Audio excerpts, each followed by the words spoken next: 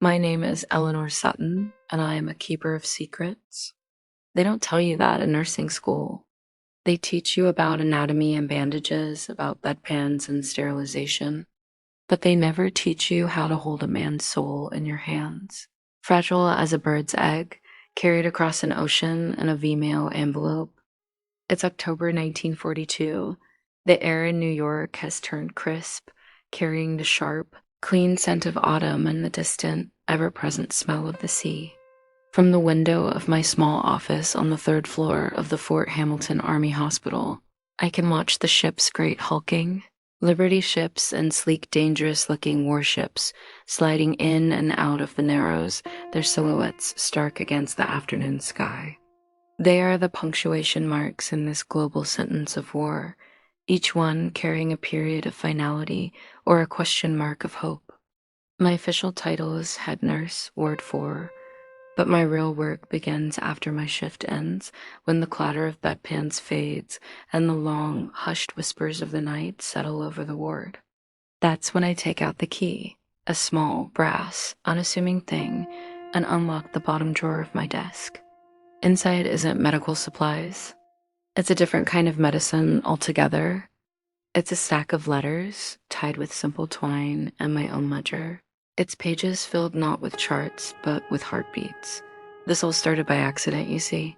A request. It was from a boy, and he was a boy barely 19 from Kansas. Private Danny Miller.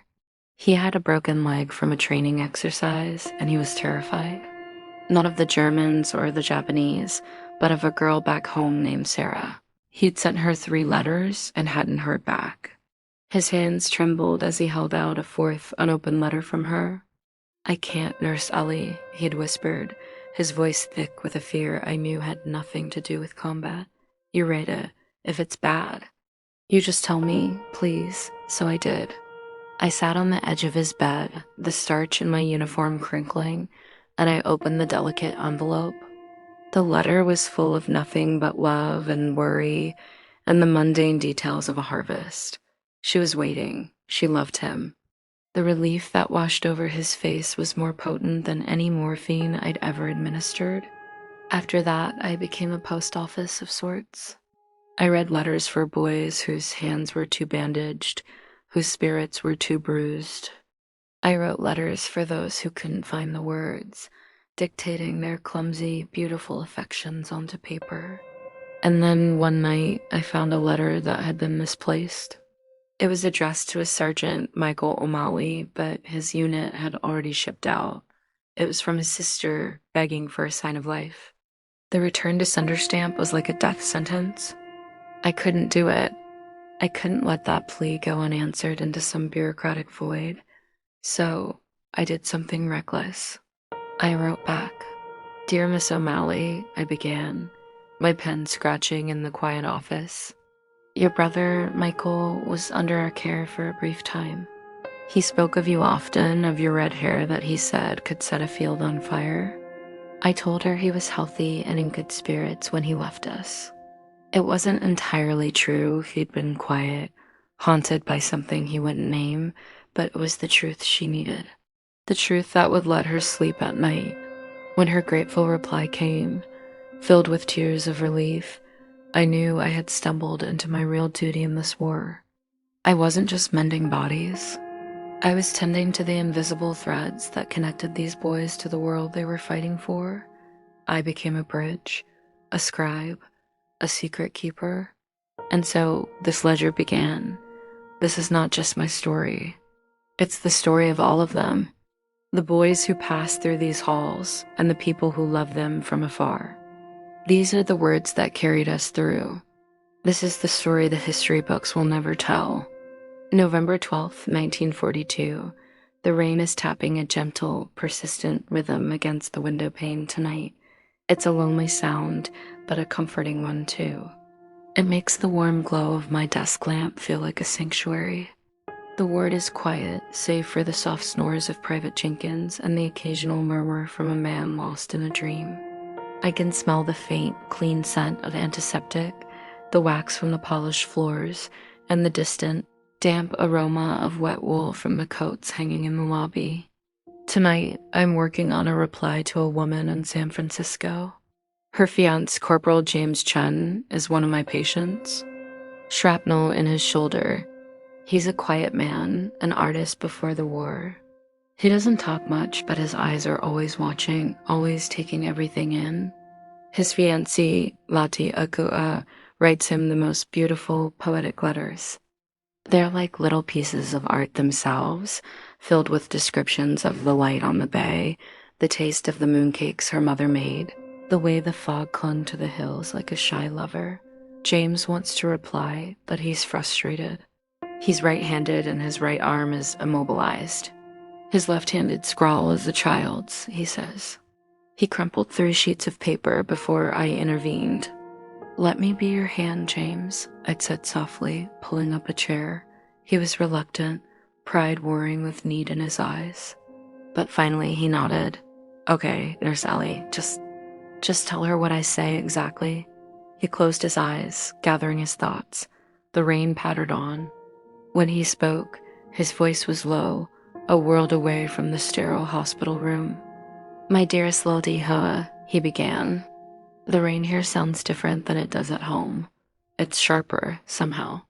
It doesn't have the softness of the fog you describe. It makes me think of metal, not of mist. I miss the softness. I miss the way the fog would swallow the sound of the cable cars, leaving only the bell." He paused, swallowing hard.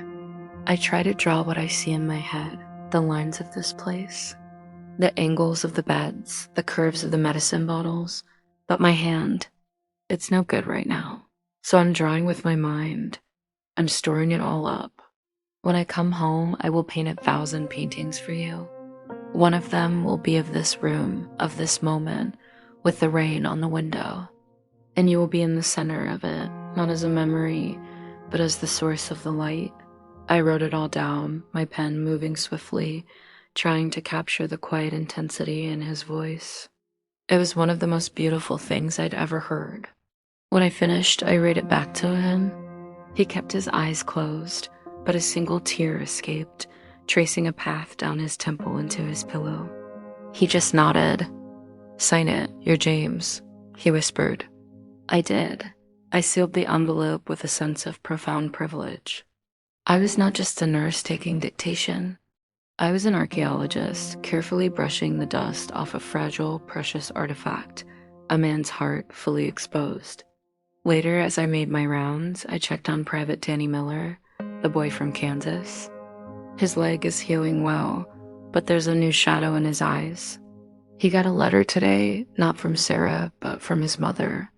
His older brother, a pilot, is listed as missing in action over the channel. Danny didn't cry. He just stared at the wall, his jaw clenched so tight I thought it might crack. There are no bandages for that kind of wound. No medicine I can dispense. All I could do was sit with him for a while in the silence and let him know he wasn't alone in it. The war doesn't just happen over there. It sends its shockwaves right through these walls, right into the hearts of boys who are supposed to be safe in their beds. December 18th, 1942. It's beginning to look a lot like Christmas, or at least the Army's version of it. They've strung up tinsel and sad-looking paper chains in the main hall. A group of local carolers came through this afternoon, their voices bright and cheerful, singing Silent Night while men with missing limbs and faraway eyes tried their best to smile. The dissonance was almost painful. The scent of pine from a small, pathetic tree in the lobby can't quite mask the smell of bleach and sickness. The mail today was a deluge. Packages and letters from every corner of America, all trying to bridge the distance with fruitcakes and knitted socks and love. I've been delivering them all day, and it's both the best and worst part of my job. The joy on a man's face when he gets a letter is a pure, unadulterated thing. The emptiness on the face of the man who gets nothing is a hollow that seems to swallow all the light in the room. One of my new patients is a Marine Gunnery Sergeant John Porter. He's from Texas, and he has the look of a man carved from oak. He was at Guadalcanal. He doesn't talk about it. He has burns on his arms and back, and a wound in his soul that runs much deeper. He gets letters, but he leaves them unopened on his bedside table, stacking them up like a wall. Today, I finally worked up the nerve to ask him about it. "Sergeant Porter," I said, my voice deliberately casual as I checked his dressings. "You've got quite a collection there. Your family must be worried sick." He grunted, looking out the window. "They're fine. It might do you some good to read them," I ventured gently. "Hearing from home? It's a kind of medicine." He turned his head slowly, and his eyes, a startlingly clear blue, met mine. They were full of a weary, ancient pain. "Nurse," he said, his voice a low rumble. "You don't understand. I can't. Not yet." "Why not?" He was silent for a long time. I thought he wouldn't answer. Then he said, "Because the man they're writing to, the man they're praying for, he didn't come back from that island. I don't know who I am anymore, and I can't bear to read their letters to a ghost." His words hung in the air between us, stark and true. What could I say to that? There was nothing. So I just finished my work, my hands as gentle as I could make them. As I turned to leave, I said, "The ghost they were writing to is probably a better man than the one you feel like right now. Maybe you could borrow him for a little while, until you find your way back." He didn't reply, but he didn't look away either. It was a start. The most remarkable letter I handled today wasn't for a patient, but for me. It was from Michael O'Malley's sister, the one I wrote to all those weeks ago. Her name is Bridget. "Dear Nurse Sutton," she wrote, "your letter was a lifeline." I read it to my mother, and for the first time in weeks, she slept through the night. We are holding a vigil for Michael here, lighting a candle for him every evening. We pray for his safety, and we also pray for you, for the kindness you showed a stranger. You are an angel in a white uniform. An angel. The word made me flinch. If she could see the things I've seen, the blood I've mopped from the floors, the cries of pain I've had to silence with a firm hand and a soft word, she wouldn't call me that. There's nothing angelic about this work. It's raw and human and messy, but her gratitude, it was a small, warm ember in my chest on this cold, complicated day. I've started writing to her in return, not just as a duty, but as a friend. I tell her about the hospital, about the small victories, a man taking his first steps, a smile that reaches the eyes. I leave out the rest.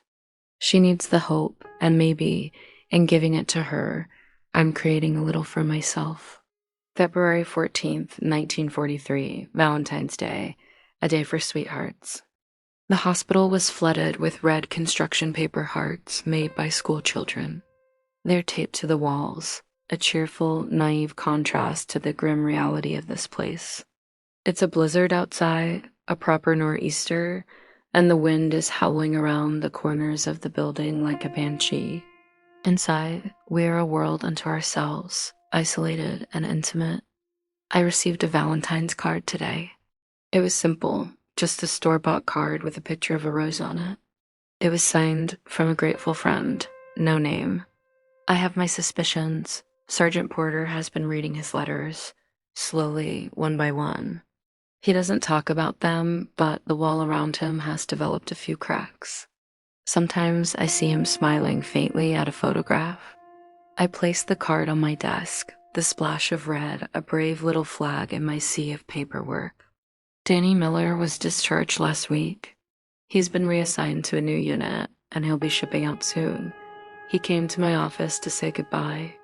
He looked older, the softness of the Kansas farm boy scoured away by pain and worry. He shook my hand, a firm, formal grip. "Thank you for everything, Nurse Ellie," he said. "For reading Sarah's letters, for everything. You take care of yourself, Danny," I told him, my throat suddenly tight. "You write to Sarah, and you come back to her." "I will," he promised, his eyes serious. Then he handed me a sealed envelope. Could you keep this for me? If anything, you know, if anything happens, could you mail this to her?" I took the envelope. It felt heavy, weighted with all the things he couldn't say out loud. Of course, Stanny, but you're going to mail it to her yourself. You hear me? He gave me a shaky smile and nodded before turning and walking away, his gait still slightly uneven. I placed the letter in my drawer with the others. My drawer of secrets, my drawer of hopes. The storm has brought a strange peace to the ward tonight. The usual city sounds are muffled by the snow. All I can hear is the wind and the soft, rhythmic sound of my own breathing. I'm thinking about love tonight. Not the dramatic, sweeping romance of the pictures, but the quiet, stubborn kind. The love that shows up in a carefully written letter week after week. The love that endives a mother to send a son a tin of his favorite cookies, even though they'll probably be crumbs by the time they arrive. The love that makes a hardened Marine from Texas keep a stack of unopened letters, not out of indifference, but out of a fierce protective devotion. It's the love that holds the home front together. It's the real war we're fighting here, a war against despair. April 25th, 1943. Spring has finally come to New York. The air is soft, and you can smell the earth again, even here, between the concrete and steel. The cherry blossoms in the park are a riot of pink and white, a breathtaking display of life that feels almost defiant. The ships still come and go, but now they sail past a backdrop of beauty, which somehow makes their grim purpose even more poignant. James Chen's arm has healed well. He has full mobility back, and he's been spending his convalescence drawing.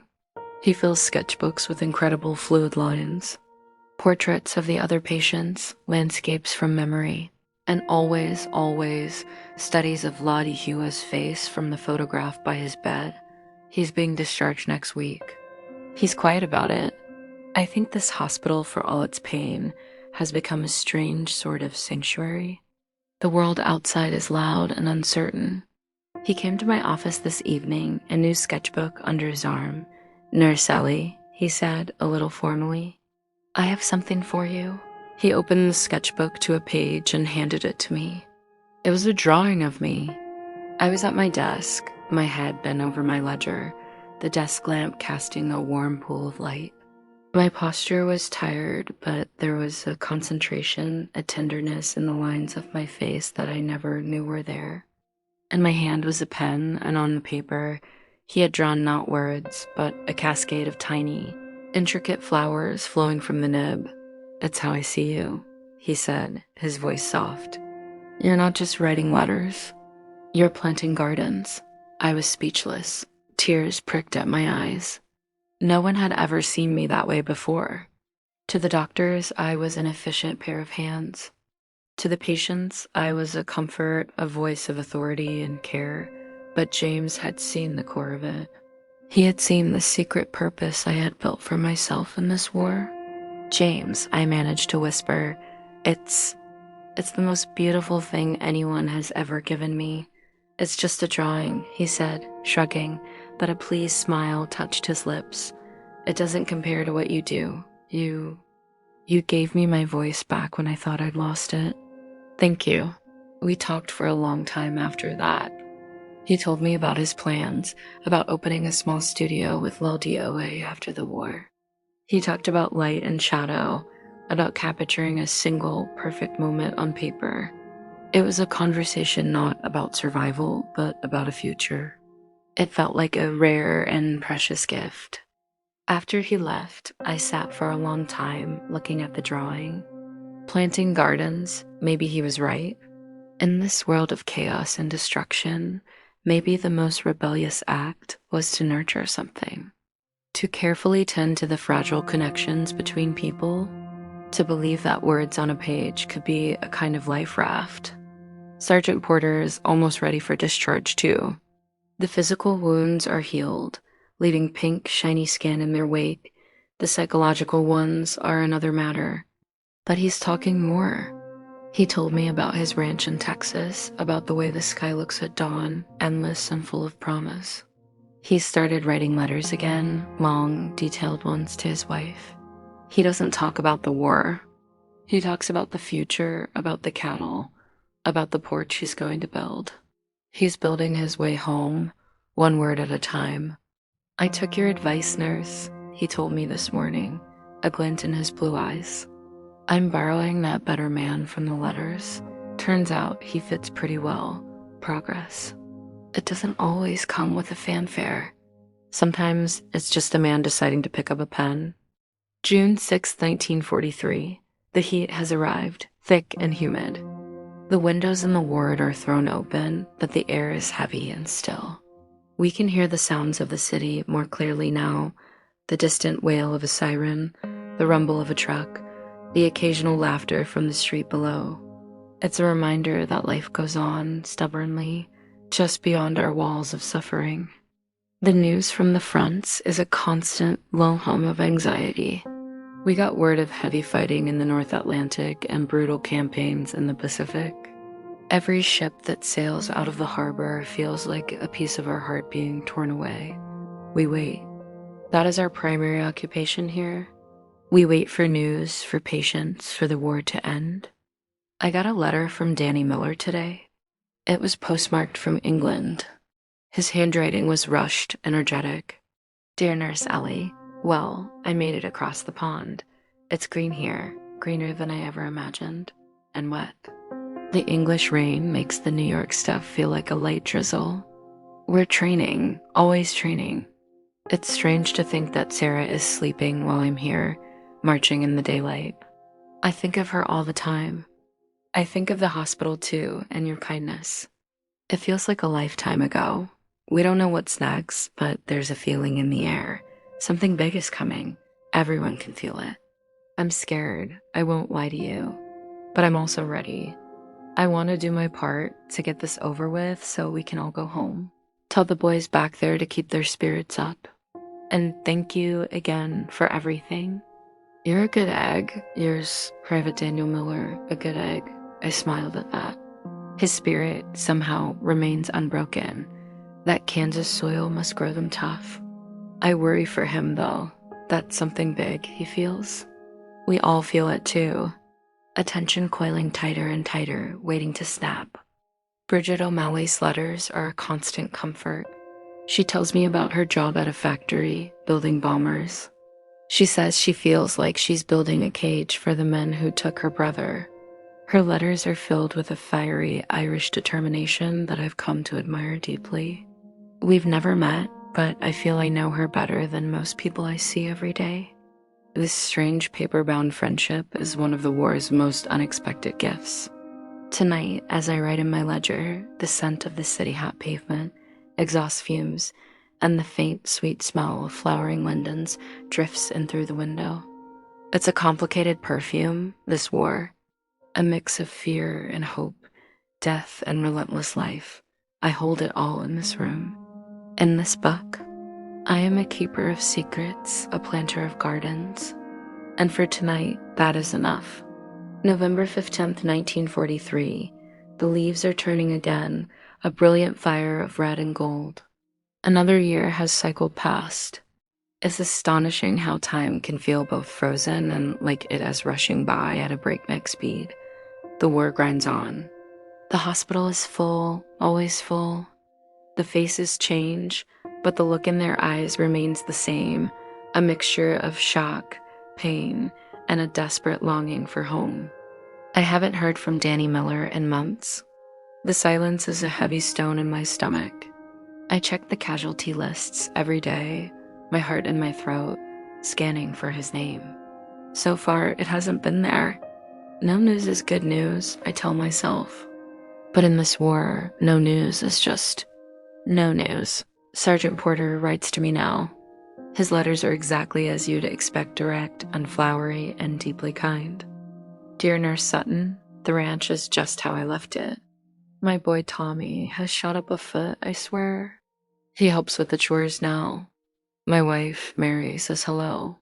She wants to thank you for what you did for me. I told her you just did your job. But we both know that's not entirely true. Some jobs are just jobs. Yours was something else. I'm rebuilding that porch. The wood is good and strong. It reminds me of you. Sincerely, John Porter.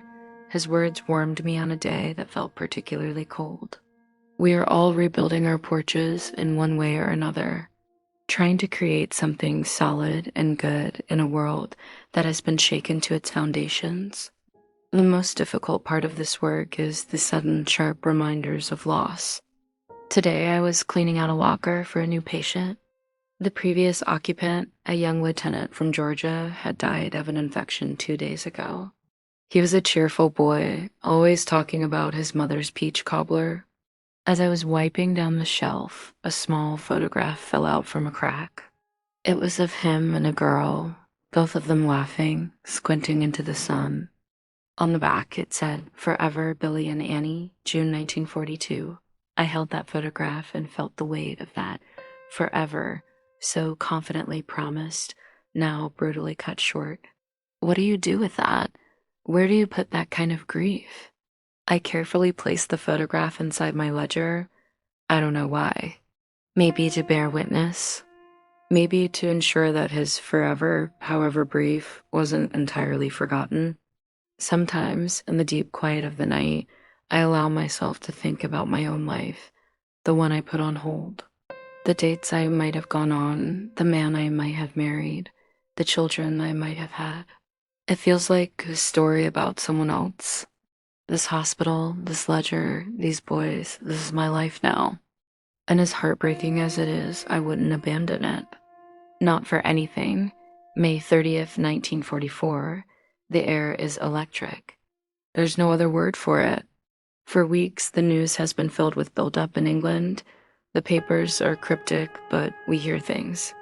The hospital has been put on alert, told to expect. Well, we don't know what to expect, only that it will be big. The sense of impending event is a physical pressure in the air. You can see it in the tight faces of the doctors, in the way the orderlies jump at sudden sounds. We are all holding our breath. James Chun writes to me occasionally. He's been stationed in California, training new troops. His letters are full of Lodeo and his art. He sent me a small watercolor of the Golden Gate Bridge, the orange towers rising through the Pacific mist. It's breathtaking. He seems to be holding on to his peace, his sanity, through his art. I have his drawing of me framed on my desk. It's my talisman. I've started writing more in my ledger than just the facts of the letters. I write down my thoughts, my fears. It's become a confession, a prayer. Please let this be over soon. Please let the boys come home. Please let the gardens I've planted find a way to grow in all this darkness. The waiting is the worst part. The not knowing. We are like the entire world is perched on the edge of a cliff, waiting to see if we will fly or fall. June 8th, 1944. It has happened. D-Day. The invasion of France. The news came over the wireless 2 days ago, and the hospital erupted into a frenzy of controlled chaos. It's all anyone can talk about, yet we speak in hushed, solemn tones. This is what we were waiting for. This is the something big. And now that it's here, the reality of it is terrifying. The ships will be coming back soon, but they won't be empty. They'll be filled with the human cost of this great, terrible endeavor. We're stealing ourselves. The empty beds in the wards seem to accuse us now, knowing they will soon be filled with broken men from the beaches of Normandy. My hands haven't stopped trembling since I heard the news. I think of Danny Miller. Was he there, on Omaha or Utah Beach? Was he one of the boys scrambling out of a landing craft into a hail of gunfire? I see his young, earnest face in my mind, and I pray. I pray with a fervor I didn't know I possessed. I went to church this morning for the first time in years. I didn't go to listen to the sermon. I went for the silence. I lit a candle for Danny. I lit one for James Chun, for John Porter, for all the boys whose names I know and all the ones I don't. I lit one for Michael O'Malley, wherever he is. The mood in the hospital is a strange combination of grim resolve and a faint, flickering hope. Maybe this is the beginning of the end. Maybe this great, bloody push will be the one that breaks the back of the enemy. But the cost, dear God, the cost. I have my ledger open now, but the words won't come. All I can do is listen to the silence of the night, a silence that feels more ominous than any sound. The storm has broken, and now we wait for the wounded. July 15th, 1944. They have been arriving for weeks. A river of broken men. The hospital is overflowing. We have cots in the hallways. The air is thick with the smell of blood, sweat, and ether. The sounds are a symphony of suffering moans, cries, the clipped professional voices of the doctors, the constant squeak of gurney wheels on linoleum. I'm so tired. My body aches and my soul feels thin, stretched to transparency. We work 18-hour shifts, catching sleep where we can. There is no time for my ledger, no time for letters. My secret duty has been suspended by the overwhelming press of immediate physical need. I see things I will never forget. Men with vacant stares, their minds shattered. Boys who have lost limbs. The sheer, staggering volume of it is numbing. You have to build a wall around your heart just to function, just to be able to apply a bandage without falling apart. And then, today, amidst the river of new faces, I saw one I recognized. It was Danny Miller. They brought him in on a stretcher, unconscious. He was filthy, caked in mud and something darker. His uniform was in tatters, but it was him. My breath caught in my throat. I rushed to his side, my professional demeanor crumbling for a single terrifying second. "Danny?" I whispered, my hand going to his forehead. He was burning with fever. He had a gunshot wound to the abdomen, and infection had set in. It was touch and go. I assigned myself to his care. I changed his dressings, monitored his fever, and sat with him when he thrashed in delirious nightmares. He called out for Sarah. He called out for his mother. He called out orders, fragments of the hell he had just lived through. The wire, don't get caught on the wire. He'd mutter, his voice thick with terror. "Medic! We need a medic over here." It was a living history of the invasion, spoken in fever dreams. I held his hand, I wiped his brow, and I prayed. I prayed like I have never prayed before. This was no abstract boy from a letter. This was Danny, the boy who was afraid his girl didn't love him. The boy who called me a good egg. For 3 days, he hovered between life and death. I barely left his side. The other nurses understood. They covered my other duties. We look out for our own, too. And then, this morning, the fever broke. He opened his eyes, and they were clear. They were tired, haunted, but they were his. He focused on my face, and a flicker of recognition passed through them. "Nurse, Ellie," he croaked. Tears of relief streamed down my face. I didn't even try to stop them. "Yes, Danny, it's me. You're safe. You're in New York." He tried to smile, a weak ghost of his old smile. "Told you I'd make it." He's sleeping now, a true, peaceful sleep. The crisis has passed. He has a long recovery ahead of him. The wound was serious, and the infection did damage. But he's alive. Against all the odds, he is alive. I came back to my office tonight for the first time in days. I looked at my ledger, at my drawer of letters. It all felt different. The war was no longer something that happened in letters and newsreels. It had arrived on a stretcher with the face of a boy I knew. My secret work felt small, insignificant in the face of such overwhelming physical trauma. But then I remembered the look in Danny's eyes when he recognized me. It wasn't just the look of a patient seeing a nurse. It was the look of a soul seeing a friend, a connection, a thread he could hold on to. Maybe the gardens we plant aren't just pretty things. Maybe they are the very things that give us the strength to face the storm. Maybe tending to the heart is just as important as tending to the body. Maybe, in the end, it's the same thing. December 24th, 1944, Christmas Eve. A light snow is falling, dusting the grimy city in a layer of pristine white. It's a scene from a postcard. Inside, the hospital is quieter than it has been in months. The flood from Normandy has subsided to a steady stream. There is a fragile, hard-won peace. Danny Miller is sitting up in bed. He's gone, and he still winces when he moves, but the light is back in his eyes. He spends his days writing long letters to Sarah, He doesn't need my help anymore. He's found his own words. We had a small Christmas party on the ward tonight. The tree was brighter this year, and the corollars sounded sweeter. Maybe it is because they all stared into the abyss and come out the other side. We appreciate the light more. Danny got a package from Sarah today.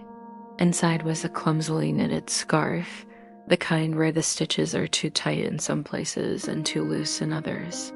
It was the most beautiful thing he'd ever seen, he said.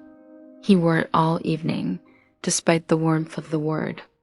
I received a package, too. It was from John Porter, the sergeant from Texas. Inside was a small, beautifully carved wooden box. The lid was inlaid with a simple, elegant pattern. There was a note: "Dear Nurse Sutton, I built that porch. It's strong and it's good. While I was building it, I carved this for you. A place to keep your important things, your secrets. Thank you for helping me find my way back to the man who could build things again. Your friend, John." I ran my fingers over the smooth wood, feeling the care and the patience in every cut. It was perfect. I placed it on my desk, and inside it, I put the photograph of Billy and Annie and Danny's unmailed letter to Sarah. My most sacred secrets now had a home. Later, as I made my final rounds, I stopped by Danny's bed. He was looking out the window at the falling snow. "Penny for your thoughts, Danny," I said softly. He turned to me, his expression serious. "I was just thinking about the other guys. The ones who didn't make it off the beach. I can still see their faces, Nurse Ellie. I don't think I'll ever forget them." "You're not supposed to forget them, Danny," I said. "You're supposed to remember them. You're supposed to live a life good enough for all of you." He nodded slowly, taking that in. "That's what I'm going to do," he said, his voice firm with resolve. "I'm going to marry Sarah. I'm going to farm that land in Kansas. And I'm going to have a family, a big one. And I'm going to tell them that there was a time when the whole world was dark, but there were people who held on to the light. People like you." I squeezed his hand, my throat too tight for words. I am back in my office now. The snow is falling outside, muffling the world. My little room is warm, lit by the desk lamp and the glow from the wooden box. I have my ledger open. I am writing this final entry for the year. The war isn't over. There are reports of a fierce German counteroffensive in the Ardennes, a place they're calling the Battle of the Bulge. There is more pain to come, more loss. But tonight, there is also this: a boy planning his future, a carved wooden box on a desk, a scarf knitted with love, and the quiet falling snow. I am a keeper of secrets. I am a planter of gardens. I am a bridge, and I am, against all odds, at peace. August 15th, 1945. It's over. The war is over. The word spread through the hospital like a wildfire, faster than any official announcement. It started as a murmur, then a roar. Bells began to ring all over the city: church bells, ship bells, any bell that could make a sound. The noise from the streets is deafening, a colossal, joyous, unending shout of relief. We threw open all the windows. The sound poured in, a tidal wave of pure, undiluted joy. Patients who could got out of their beds. Orderlies and doctors and nurses were hugging, crying, laughing. We danced in the hallways, a clumsy, wonderful jig of liberation. I stood there in the middle of it all, and I wept. I wept for all the boys who didn't make it to this day. I wept for Billy and his Annie. I wept for Michael O'Malley, who never came home. I wept for the sheer, staggering weight that was being lifted from our shoulders. Danny Miller was right there, his arm in a sling, whooping and hollering with the rest of them. He grabbed my hands and we spun around, two dizzy, crying fools in the middle of a miracle. Later, when the initial frenzy had subsided into a steady, happy hum, I went back to my office.